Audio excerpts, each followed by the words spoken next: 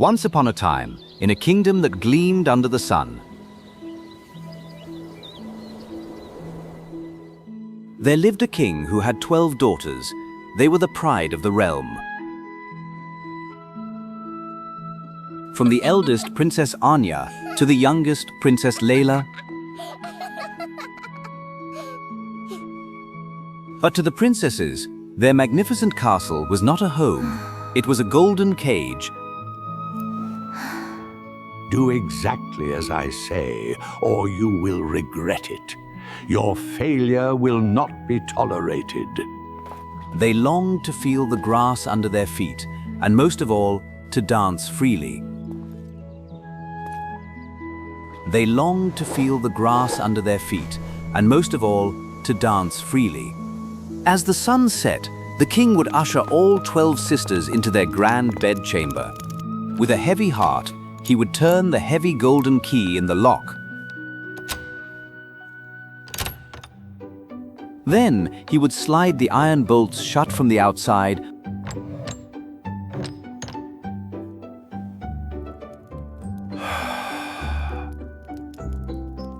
Safe and sound.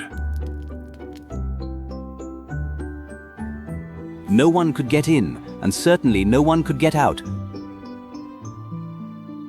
Yet, when the morning sun rose, a baffling mystery greeted the king.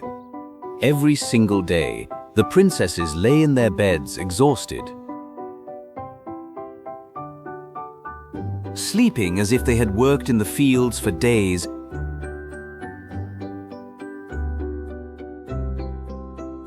And their shoes, oh, their shoes.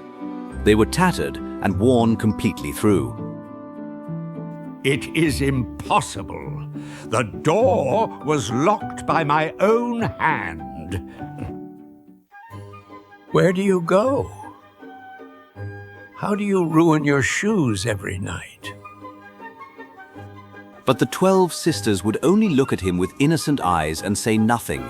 Desperate for answers, the king issued a royal proclamation. Any man who can discover where my daughters dance shall choose one of them for his wife. Lured by the promise of a crown, many princes arrived. They sat outside the bedroom door, vowing to stay awake. But the princesses had a magic of their own, a glass of enchanted warm milk. And one by one, the prince's eyelids grew heavy. They fell into a deep, dreamless slumber, only to wake up in shame the next morning, the mystery still unsolved. Time passed, and hope began to fade. Until one day, a poor soldier came limping down the dusty road. He had no fortune, only a sharp wit. As he walked, he met a very old woman. Other travelers had ignored her, but the soldier stopped. He had but a small piece of bread left. Here, grandmother. It isn't much, but please, share this with me. The old woman's eyes twinkled with magic. She was no ordinary beggar. You have a good heart, soldier. Because you helped me, I will help you. You are going to the castle to solve the mystery, are you not? Mm-hmm. I am thinking of trying my luck. Listen closely. Do not drink the wine the princesses offer you. Pretend to sleep. And take this cloak. When you wear it, you will become invisible. Armed with kindness and magic, the soldier was ready. The courtiers snickered at his torn clothes. But the king, desperate for a solution, allowed him to stay. Here you are, get some rest. Thank you. Thank you. When night fell, the soldier was led to the antechamber.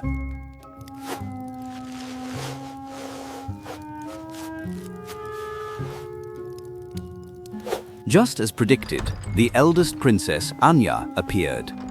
To your health, brave soldier. A drink to warm your spirits?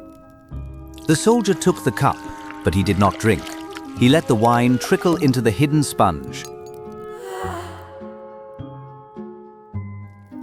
Then he lay down and began to snore loudly. He is asleep already. Just like the others. Come, sisters, the night is ours. Through the keyhole, the soldier watched. Then Anya tapped her bed 3 times. Suddenly, the bed sank into the floor, revealing a secret staircase. One by one, they disappeared down the stairs. The soldier quickly threw on his magic cloak.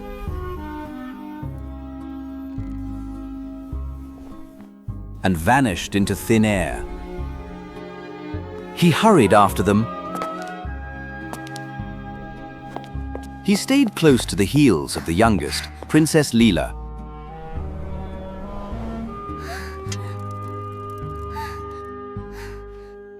Down, down, down they went, until they stepped out into a world that defied imagination. First, they walked through an avenue of silver trees. Every leaf, every branch was made of shimmering, solid silver. The soldier, wanting proof, reached out and broke a twig.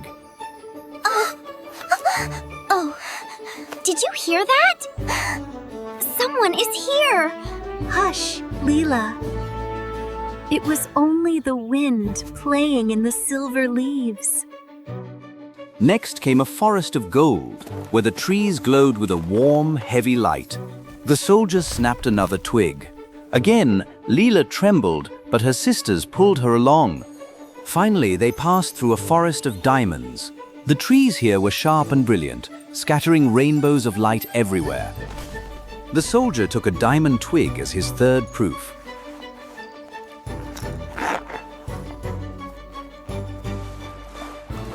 At the end of the forest lay a great lake. 12 boats were waiting. In each boat sat a handsome prince.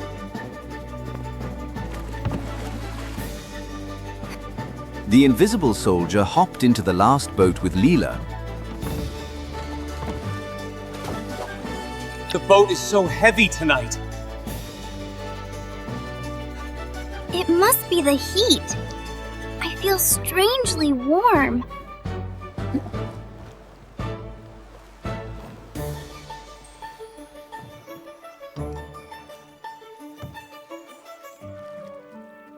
Across the lake stood a magnificent castle, its windows blazing with lights. The sound of drums and trumpets drifted across the water.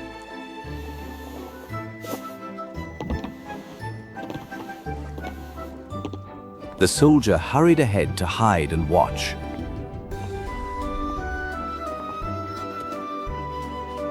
Inside the secret castle, the ball began. But this was no ordinary court dance. It was wild, passionate, and free. The princesses didn't just move, they flew. They laughed until they were breathless. The soldier watched. He saw not just disobedience, but a desperate need for joy. They danced until their shoes were worn through. By 3 in the morning, their energy was spent. Before they left, the soldier grabbed a golden cup.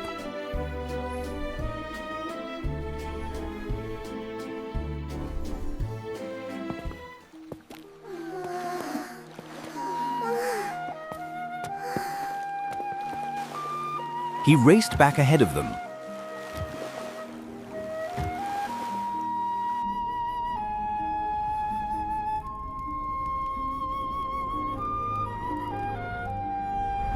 He threw off his cloak and jumped into bed.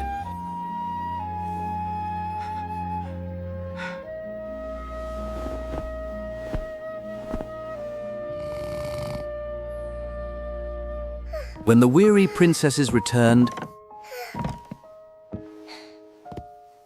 he was snoring peacefully. Still asleep. We are safe.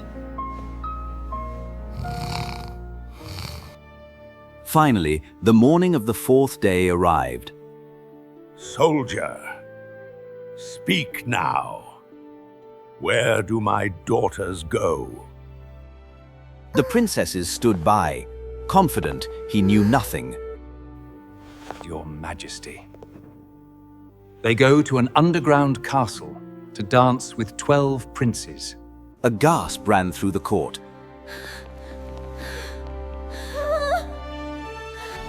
Here is a twig of silver. Here is a twig of gold. Here is one of diamond. And here is the golden cup. The undeniable truth lay on the floor before them. Anya, realizing the game was up, stepped forward. It is true, Father. We deceived you. But the castle was the only place we could breathe. We only wanted to be free. The king realized that his iron bolts had not kept them safe. It had only pushed them away. I see now. Perhaps I have held on too tight. Soldier, you have solved the mystery, and you have taught this old king a lesson. The king kept his promise. The soldier chose Anya to be his wife. The soldier's kindness had won him a crown.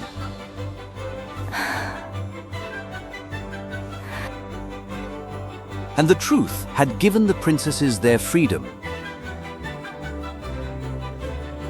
And they all lived happily and danced freely ever after. Once upon a time, in a faraway land, there was a magnificent castle where a young prince lived. The prince was very handsome, but sadly, he was not kind. He was selfish and loved only himself. One cold winter night, a poor old beggar woman came to the castle asking for shelter from the storm. She had no money, so she offered the prince a single red rose as a gift. You dare approach my door looking like that? Get out of my sight! Suddenly, a bright light flashed. The old woman was actually a powerful enchantress in disguise. No, please, Enchantress, have mercy. I didn't mean it, I swear. Please. She turned the handsome prince into a scary, hairy beast, so he would look as ugly as his heart. She left him the rose. If he could not learn to love, he would stay a beast forever. Many years later, in a sunny village nearby, lived a beautiful and kind girl named Belle. Belle was very special. While others cared about silly things, Belle only loved reading books. She's gone completely mad, I tell you. Head always stuck in a book. It is just not right. Belle lived with her father, Maurice. He was an inventor who loved to make strange machines. One day, Maurice fixed his invention and was ready to take it to the fair to win a prize. Before he left, Belle asked her father to bring her back a rose, for she loved flowers very much. Maurice rode his horse into the forest, but soon it got dark and foggy. The poor old man could not see the road clearly, and he got lost in the woods. Suddenly, scary wolves appeared. They growled and wanted to chase him. Maurice was so scared, he made his horse run as fast as the wind to escape.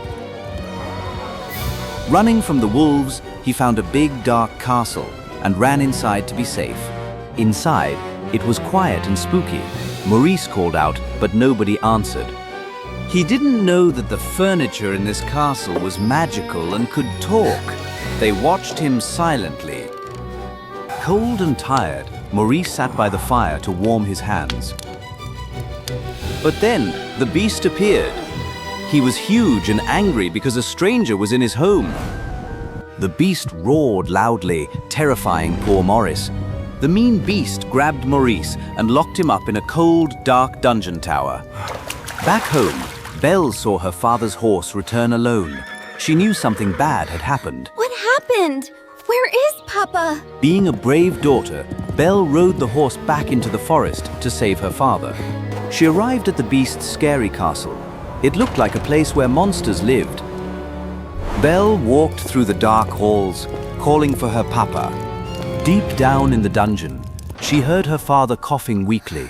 Don't worry, Papa. I won't leave you. I'm gonna get you out of here. Belle loved her father too much to leave him there alone. Suddenly, the beast stepped out of the shadows. He looked very scary. Please don't do this. You must let me go. The beast said no, so Belle made a brave choice. She said, "Take me instead." She promised to stay in the castle forever if her father could go free. The beast was surprised by her kindness. He agreed and switched them. Maurice cried as he was sent away, leaving his dear daughter behind with the monster. Belle was now a prisoner. She sat in her room and cried because she missed her home. Don't cry, darling. Belle was amazed to see talking objects. They were actually the prince's servants under the spell. Lumiere the candlestick welcomed her warmly, making her feel a little less lonely. As days went by, Belle explored the castle. It was beautiful, but sad. The beast had told her never to go to the West Wing, but Belle was very curious. She went inside and found the magical red rose glowing in a glass jar. It was so beautiful that she reached out to touch it.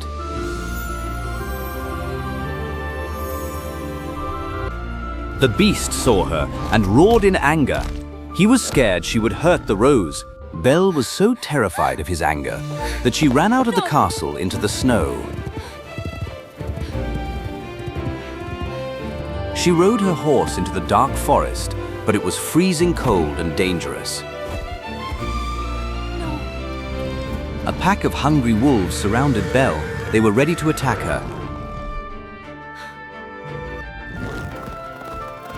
Belle closed her eyes, thinking this was the end. But suddenly, the beast jumped in. He fought the wolves to protect Belle. The wolves bit the beast, hurting him badly, but he scared them all away. The beast fell onto the snow, tired and bleeding. Belle could have run home to her father, but she saw that the beast had saved her life. She decided to be kind. She helped the beast up.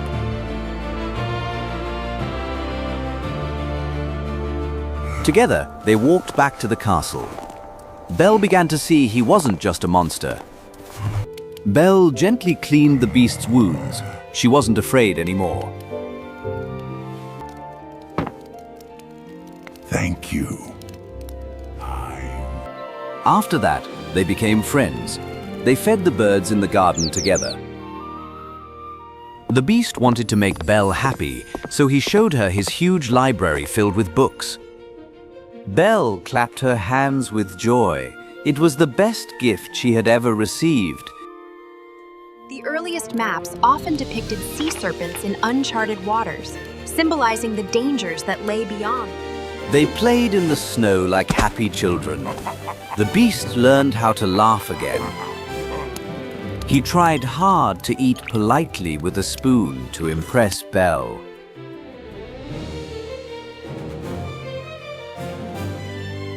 The servants were so happy watching them, they hoped Belle would break the spell. One special night, the beast dressed up like a prince and invited Belle to dance. They danced beautifully across the floor. The beast was gentle and kind. Belle realized she was starting to love the beast for his good heart. But after the dance, the beast saw that Belle looked sad. He asked her why. Belle said she missed her father and was worried about him. Because the beast loved Belle, he gave her a magic mirror to see her father. In the mirror, Belle saw her poor father was sick and lost in the woods looking for her. The beast knew he had to set her free, even if it meant he would stay a beast forever. Belle, you are free now. Belle asked if he would be okay. The beast lied and said yes, just to make her go. He told her to keep the magic mirror so she could always remember him. Belle rode away quickly to save her father, leaving the sad castle behind. Up on the high tower, the beast watched her go and roared in great sadness. The servants were heartbroken too. They knew their time was running out. Belle found her father lying in the snow and woke him up. She brought him home and gave him medicine until he was better. Maurice was so happy to have his daughter back, but Belle was quiet. Belle missed the beast. She realized she loved him. One night, she looked into the magic mirror to see how the beast was doing. Oh no, she saw the beast lying on the ground, dying of a broken heart. Belle knew she had to hurry. She jumped on her horse to go back to him. She rode through the storm, faster than ever before. "Hold on, beast," she cried. She arrived at the garden and found the beast lying still on the cold grass. Oh, please. Please don't leave me. I love you. The beast opened his eyes weakly. He was happy to see her one last time. Inside the room, the very last petal of the magic rose was about to fall. Time was up, he whispered softly. Then, the beast closed his eyes and stopped moving. He was gone. The last petal fell. The light of the rose went out completely. Belle hugged him and sobbed.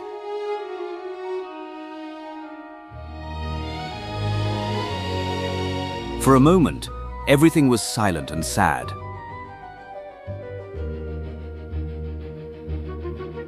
But then, a magical thing happened. Belle's tear of true love landed on the beast and started to glow. Golden light swirled around the beast, lifting him into the air. The light was so bright that Belle had to cover her eyes. The magic spell was breaking. The ugly fur and claws disappeared. The beast was turning back into a human.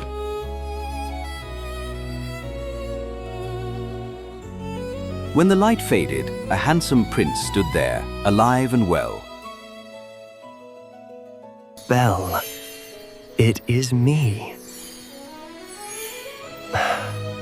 Belle looked into his blue eyes and knew it was her beast. They hugged each other with joy. The curse was finally broken. Inside the castle, Lumiere, the clock, and the teapot all turned back into happy people.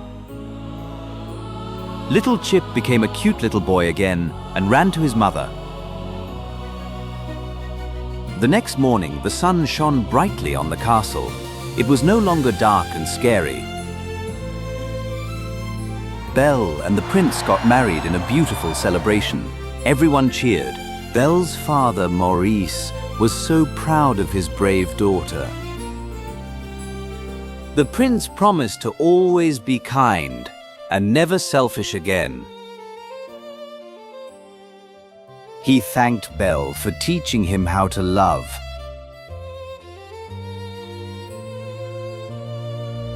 Belle smiled, knowing that true beauty comes from within. The garden was full of blooming red roses, brighter than ever. And so Beauty and her prince lived happily ever after. The end.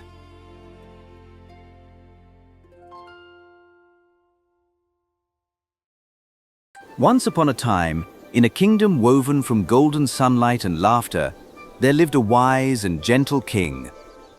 His heart was full, for he had 11 sons, bold as lions, and one daughter, Eliza, delicate as the morning dew. They were the happiest family in the world, bound together by a love that shone brighter than any crown. But shadows often creep into the brightest days. The king, lonely in his heart, brought home a new queen. Beneath her beauty lay a heart of ice. She was a sorceress who wanted the kingdom all to herself. Jealous of the children's joy, she wove a wicked plan to separate them forever. First, she banished little Eliza to a humble farm deep in the countryside, far from her father's protection. Then, she turned her dark magic upon the 11 princes. Fly away! Roam the world as birds with no voice! But their souls were too pure for monsters.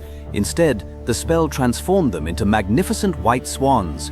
With a sorrowful cry, they soared into the night, leaving their home behind. Seasons danced by like leaves in the wind. The kingdom mourned the lost princes.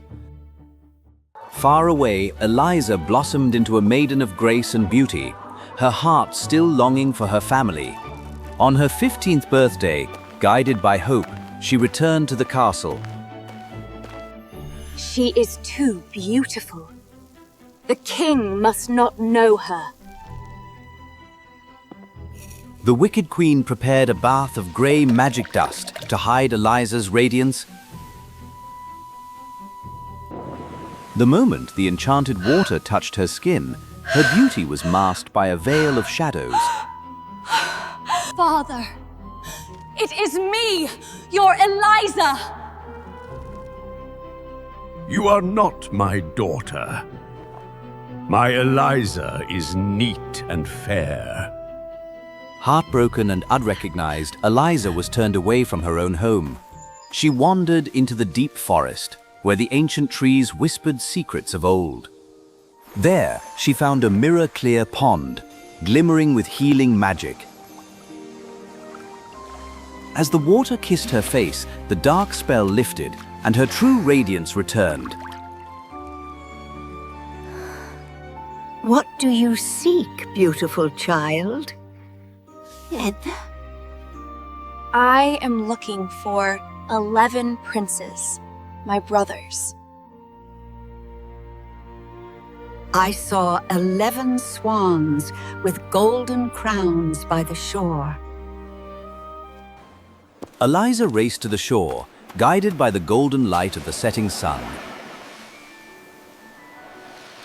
Suddenly, a majestic line of white wings appeared against the twilight sky. As the last ray of sunlight vanished, magic filled the air. The feathers melted away like mist, revealing 11 handsome princes. Brothers, I have missed you so much. We roam as swans by day. Only at night do we regain our human form. They told her of a faraway land across the sea, a place of safety where they must fly tomorrow. Through the night, they wove a strong net from willow bark and reeds, a cradle for their beloved sister. As the dawn painted the sky gold, the brothers took flight once more. Lifting the net with their beaks, they carried Eliza up towards the clouds. They soared high above the roaring waves, drifting like a white cloud in the endless blue. Eliza watched the world below, feeling small yet safe in her brother's care. By evening, they reached a cave hidden amongst vines and flowers. Weary from the journey, Eliza drifted into a deep slumber.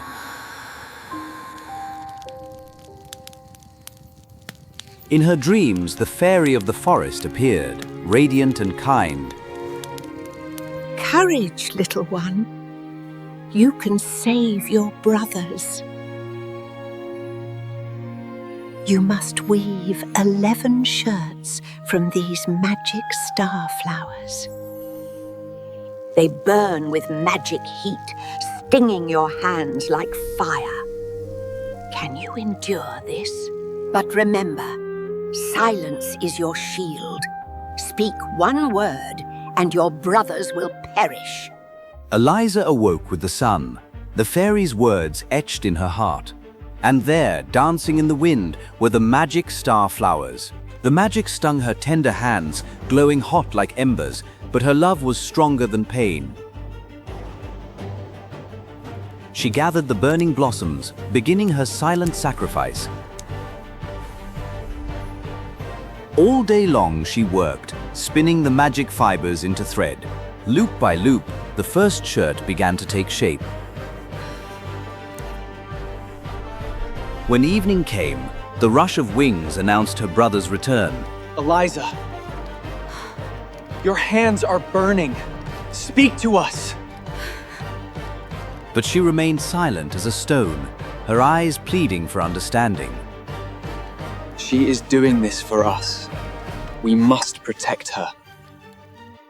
And so, under the watchful moon, she wove hope into every thread. Days turned into weeks, and the pile of magic shirts grew higher.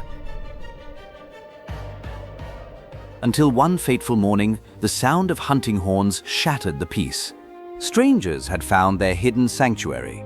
Emerging from the leaves was the king of the land, young and noble. Who are you, beautiful maiden of the forest? Come with me. You shall be treated like a queen. Eliza agreed, clutching her unfinished work to her heart, her vow of silence still locking her lips. He whisked her away from the wild forest to a world of comfort. The castle gates swung open, welcoming the mysterious forest maiden. They dressed her in silks, as soft as clouds, but her eyes sought only her green task. At the grand feast, amidst music and laughter, she remained silent and sorrowful. Seeing her sadness, the prince brought her the only treasure she cared for. Perhaps this will make you smile. Her heart swelled with gratitude. She began to love his kind soul. Day after day, she wove in silence, and the prince's love for her grew deeper. A mute girl who weaves magic? Witchcraft. Well, she is as pure as an angel. Stop your lies! One night, disaster struck. The basket was empty, she needed more magic flowers. She saw them glowing faintly in the forgotten garden, a place of ancient shadows. Terrified but desperate, she crept out into the night. Come, your majesty, see the truth.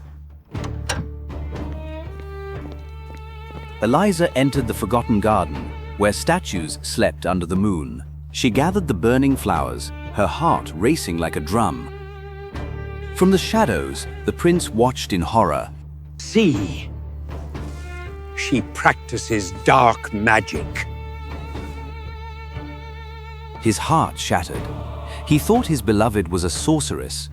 The next morning, she stood accused before the court. Banish the witch! She endangers us all! Eliza could not defend herself. Her vow bound her tongue. Banish her to the island of shadows. She was locked in the highest tower to await the ship of exile.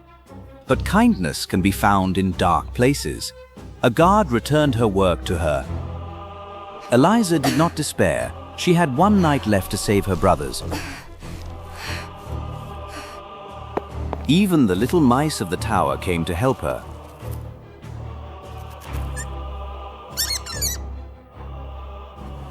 The stars faded as the sun began to climb. Just as the first light touched the stone, the last shirt was done. The time had come. the guards arrived to take her away. It is time to go to the ship. She walked with her head held high, searching the sky for a sign. The path to the ship of exile was lined with silent tears. The kingdom mourned for the mute girl.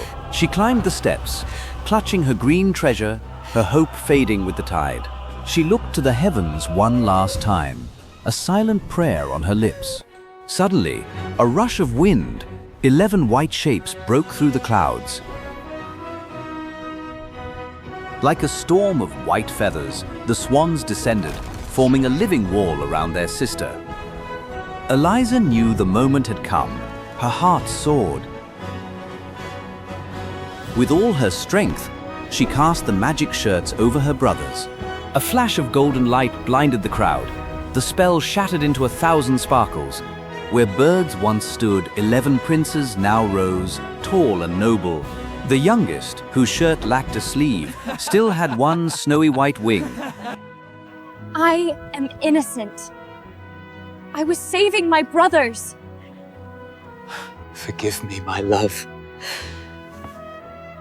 You are the bravest soul. The prince fell to his knees, begging for forgiveness, his heart full of remorse and love. Cheers erupted like thunder. The dark clouds parted, letting the sun shine on the truth. My sons, you have returned. My daughter, you're safe. We made it back, Father. No! How is this possible? Her own magic turned back on her. She transformed into a bird and fled into the wind. She flew far away, never to trouble the kingdom again. And so, a grand celebration rang out across the land. Eliza and her prince were married, their hearts bound by trust and courage. The youngest brother became a hero, his white wing a badge of honor. Laughter filled the halls once silent with grief. Eliza looked at her family, her heart finally at peace. She taught the world that love is the strongest magic of all, and they all lived happily ever after.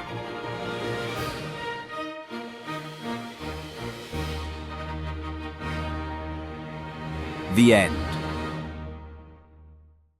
Once upon a time, in a world of contrasts, lay the kingdom of Magma. Here, fire was life, and King Magma ruled with a burning fist. Just across the divide flowed the kingdom of Tides, where Queen Tsunami guarded the serenity of the waters. Between them lay a deep abyss and a strict law: never cross the line. Princess Seraphina of the Fire burned with curiosity, not anger. And Prince Caspian of the Water drifted in boredom, dreaming of something more. Stay away from the water. It will extinguish you. Fire is dangerous, Caspian. It boils and destroys. But forbidden places are always the most tempting.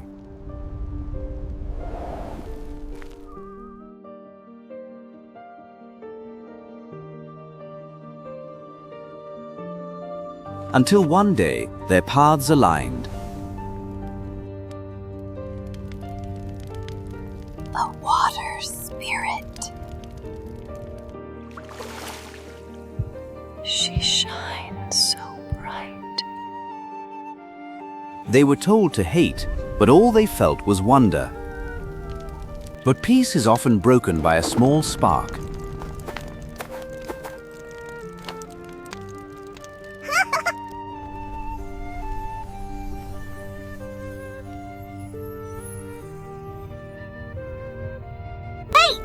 Wait for me!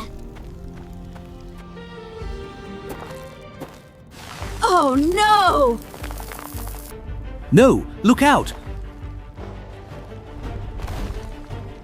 Hold on tight!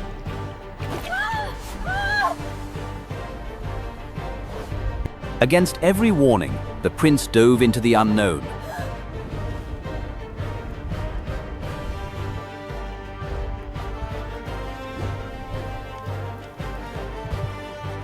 They expected pain. Instead, they found warmth. A magic born from harmony created a bridge of light. You didn't evaporate?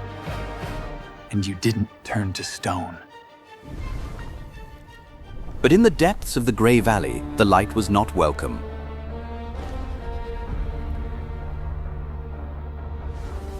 But the darkness below was awake. With a roar of silence, the bridge was shattered.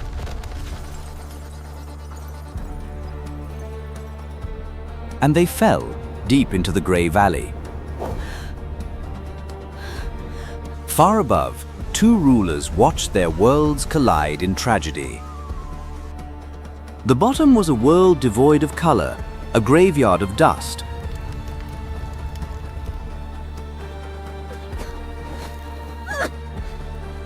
Caspian? Where are you? I'm here. Barely. Reunited in the dark, they realized they were not alone. The path home was blocked by the black metal thorns.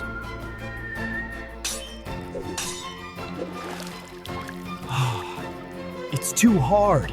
My water can't cut it. Metal melts. Where force failed, heat would prevail.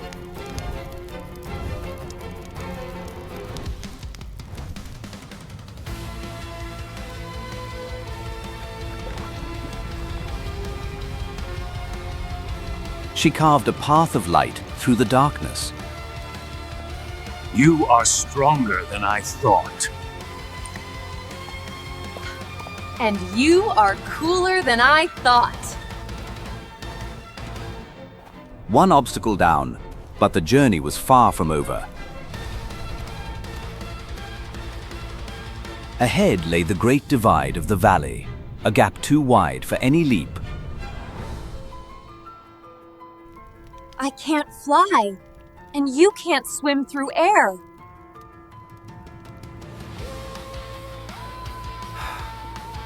We don't need to swim. We slide. Using the moisture of the deep, he crafted a crystalline path.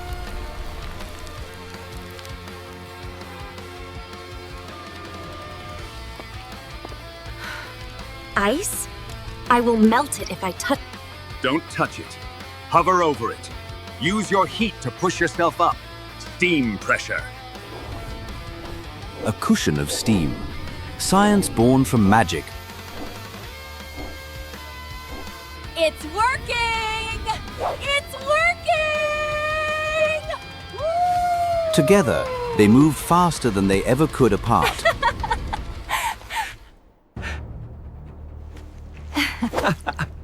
We make a good team, Fire Princess. The elemental crystal. The way home was in sight. But shadows do not give up their prisoners easily. The guardian of the Grey Valley had arrived. Smog, the ancient creature of dust and separation. Fire and water. Disgusting mix. He hated the light. He hated the clarity.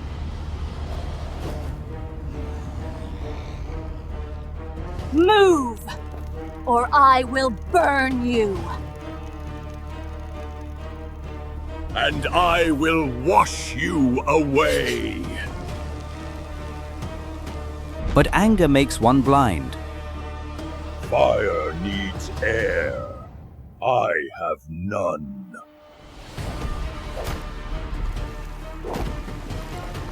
Water just makes me stronger, mud. Separate, they were powerless.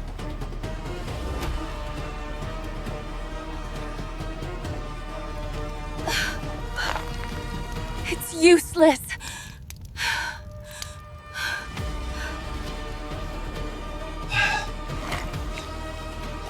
Not if we do it together. In the darkest moment, they chose unity.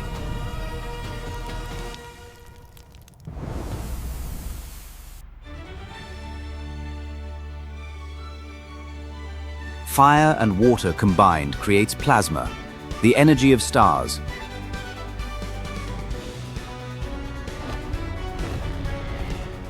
What is this magic? Let's dance.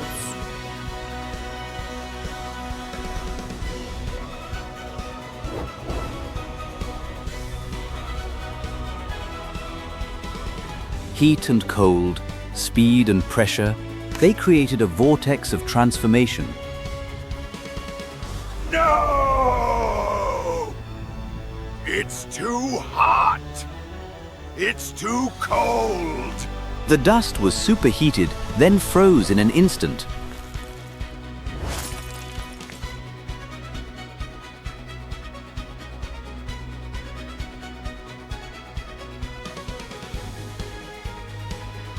The monster was not destroyed, it was purified.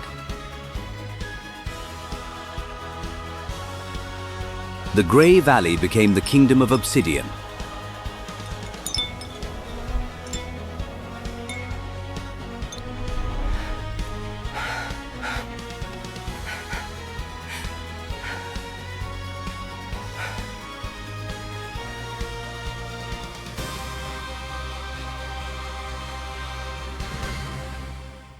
And from above, the old world came down to meet the new.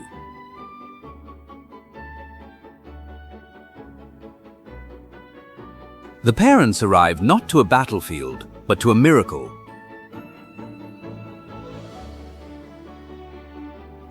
My daughter.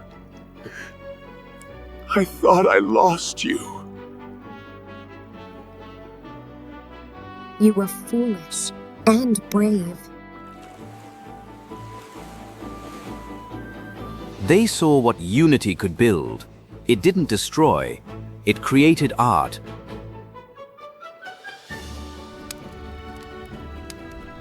Perhaps fire needs water to cool down.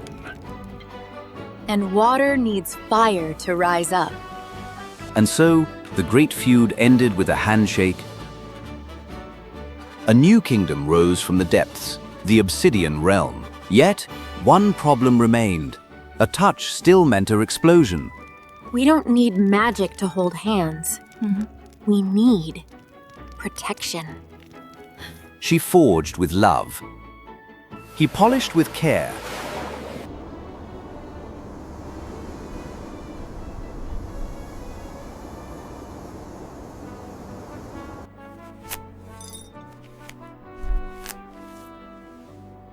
Ready? Perfect harmony.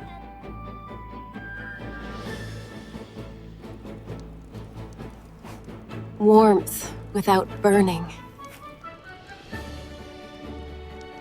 The borders were erased. The fear was gone.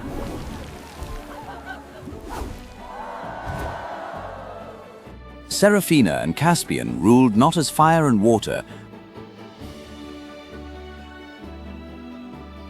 but as the guardians of balance. They taught the world that differences are not walls.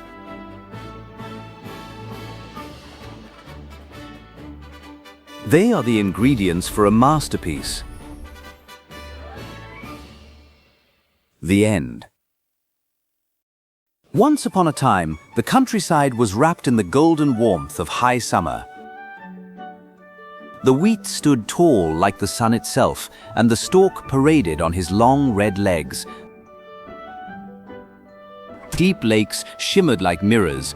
It was truly beautiful out in the country. Down by the old manor house, great burdock leaves grew wild and tangled. Here sat a mother duck upon her nest. She had been waiting for a long time.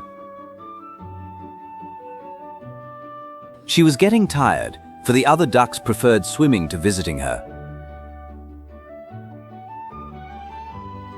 Finally, One sunny afternoon, crack, crack.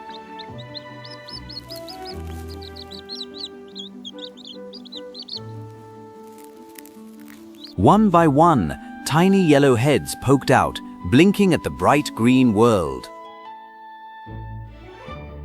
Do you think this is the whole world?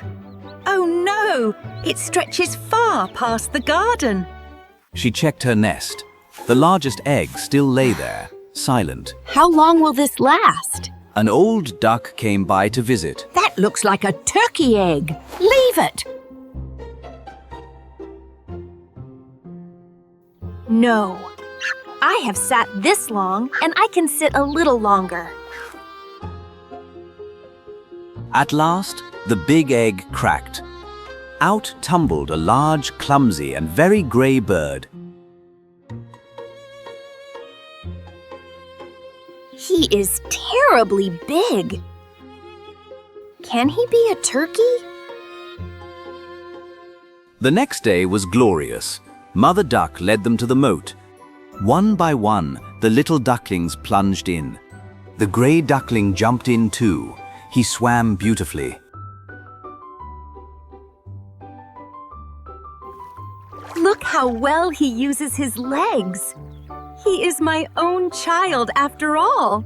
But the poultry yard was a terrible place, crowded and full of judgment. Look at that one. He is too big.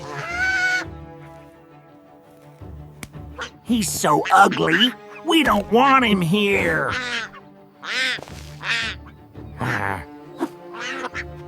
A big turkey cock puffed himself up like a ship under full sail. The poor duckling did not know where to stand. Even his siblings grew mean. I wish the cat would catch you. I wish you were far away from here. Feeling unwanted, he closed his eyes and ran.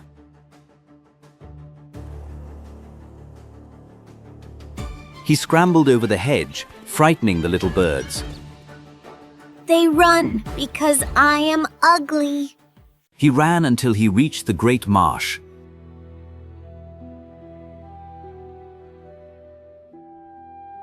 He lay there in the reeds, tired and sorrowful.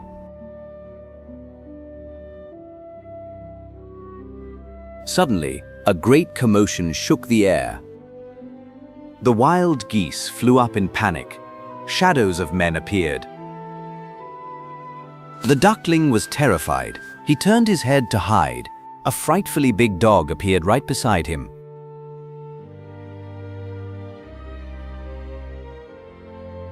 The dog lowered its great muzzle. Sniff, sniff. But the dog merely sneezed and splashed away. Thank heavens! I am so ugly even the dog won't bite me. He lay still until the sun set. A storm began to blow. He hurried away over fields and meadows.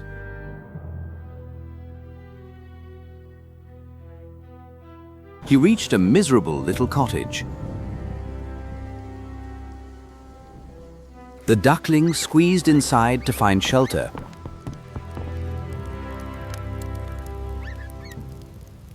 Here lived an old woman with her cat and her hen. The cat began to purr. Can you arch your back and purr? No.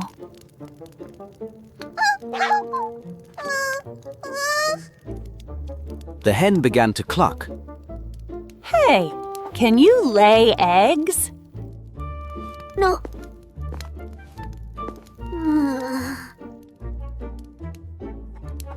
Then hold your tongue. The duckling sat in the corner, feeling deeply sad. Fresh air and sunshine streamed in. It is so delightful to swim. Crazy! Ask the cat if he likes to swim.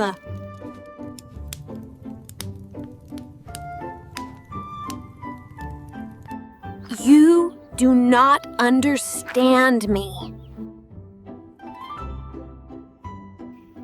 I must go out into the wide world. And so the duckling left. Autumn came, leaves turned yellow and brown. He swam and dived, but he was shunned by everyone.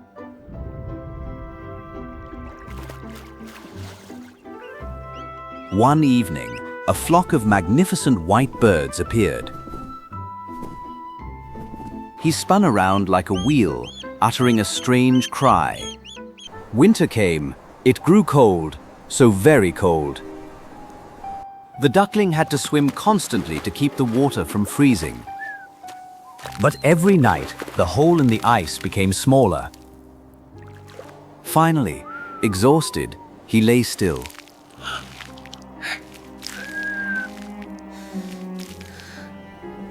The ice closed in, trapping him in a cold, white embrace. Early the next morning, a peasant walked by. A poor frozen bird. With gentle hands, he broke the ice. He carried the duckling home to his warm kitchen. The warmth brought the duckling back to life. But the peasant's children wanted to play with him. Touch it. I want to hold it. The duckling, terrified, thought they wanted to hurt him. Crash! He flew right into the milk pail. Oh, heavens! My kitchen! Clatter! He knocked over the butter tub and flew into the flour barrel. The woman screamed. Feathers flew.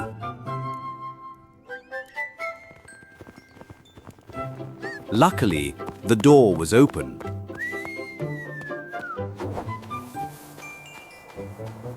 He rushed out into the bushes and collapsed. It would be too sad to tell you all the hardship he suffered. He lay hidden, dreaming of a better life.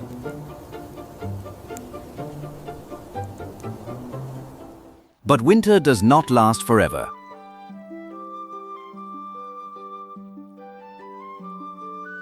One morning, the sun began to shine warmly again. Beautiful spring had arrived. The duckling shook his wings. I am flying!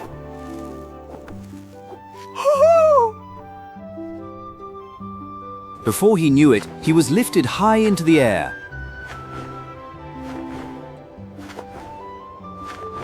He landed in a magnificent garden where apple trees bloomed. And there came 3 beautiful white swans.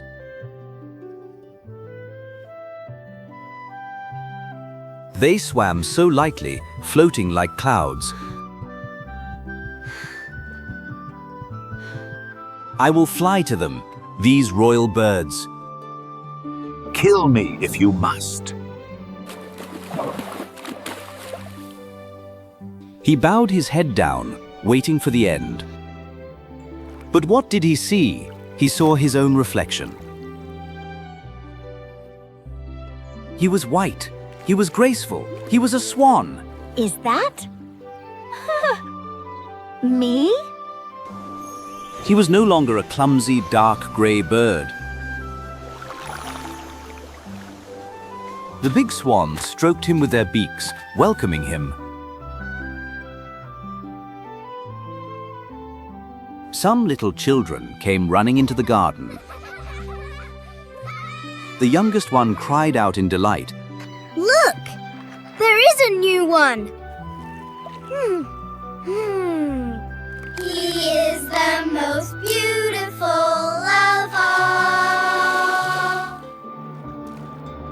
The old swans bowed before him. He felt shy and hid his head under his wing. He was happy, but not proud.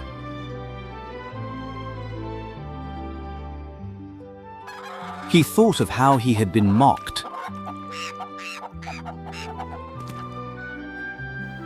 The lilacs bent their branches down to him. And the warm sun shone kindly. He rustled his feathers and rejoiced. I never dreamed of such happiness. He spread his wings to take to the sky.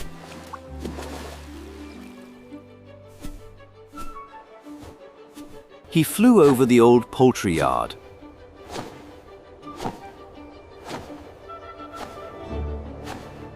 The turkey cock looked small and silly. He flew over the crooked cottage. The cat and hen were still arguing.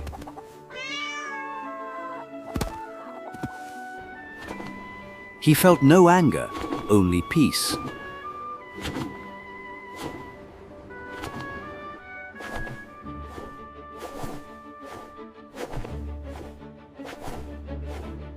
He was not alone anymore.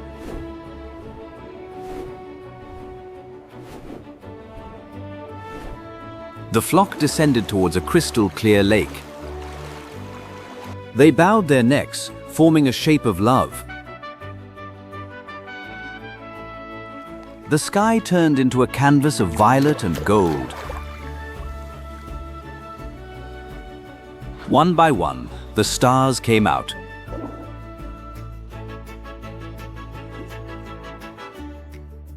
He watched a single old gray feather float away. Beauty is not just about feathers, but about the heart. Together, they swam towards the rainbow. And so, the ugly duckling lived happily ever after. Did you love this magical tale? Please like and subscribe.